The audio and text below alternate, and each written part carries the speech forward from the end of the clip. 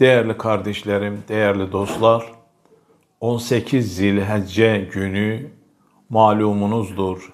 Gadir-Hum bayramıdır, Gadir-Hum günüdür. Böyle bir günde Ehl-i Beyt aleyhimusselam bize tavsiyelerde bulunmuş. Bu günü ihya edelim, zinde tutalım, bayram edelim, neşe ve sevinç saçalım ortama, yaşama. İmam Cafer Sadık aleyhisselamın bu noktada mübarek bir hadisi şerifini siz değerli kardeşlerimle paylaşacağım. Vesail-u Şia'da İmam Sadık aleyhisselam şöyle buyuruyor.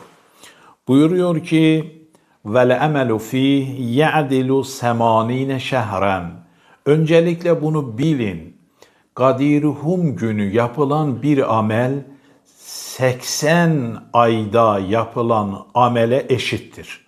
Yani 80 ay bir hayır yapacağız, oradan mükafat sevap alacağız. Gadir-Hum gün yapacağımız o amel 80 ay içerisinde yapılan amelle eşdeğerdir. Aynı benziyor bir anlamda Kadir gecesinde yapılan bir amele ki orada Allah diyor ki 1000 aydan, burada İmam Sadık aleyhisselam 80 ay zikretmiş. İkincisi buyuruyor ki ve uygundur ve güzeldir mümin böyle bir günde en yeksura fihi zikrallah, Allah'ı çok yad ede. Allah'ı yad etmek öncelikle bakın namaz kılmaktı. Çünkü Kur'an-ı Kerim'de namazın adlarından biri bir anlamda zikridir. Tabi buna sınırlı değil. O gün Allah'ı yad etmek, yani Kur'an tilavet etmek, yani tesbih getirmek, yani istiğfar etmek, bu amel Gadir-Hum gününde güzel vazifelerden birisidir. Şöyle de bir açıklaması olabilir. Hani imam buyurdu ya, Gadir-Hum günü yapılan amel eşittir 80 ayda yapılan amele. Bu kez imam o amellerden örnekler veriyor. O amellerden biri Allah'ı zikretmektir. Yani Allah'ı doğrudan anmak. Elhamdülillah, Subhanallah, La ilahe illallah, bu zikirleri ve namaz ikame etmek. Üçüncüsü buyuruyor ki Peygamberimize ve onun itiratine bol selatu selam getirmekti. Yani o gün elimizde bir tesbih olmalıdı.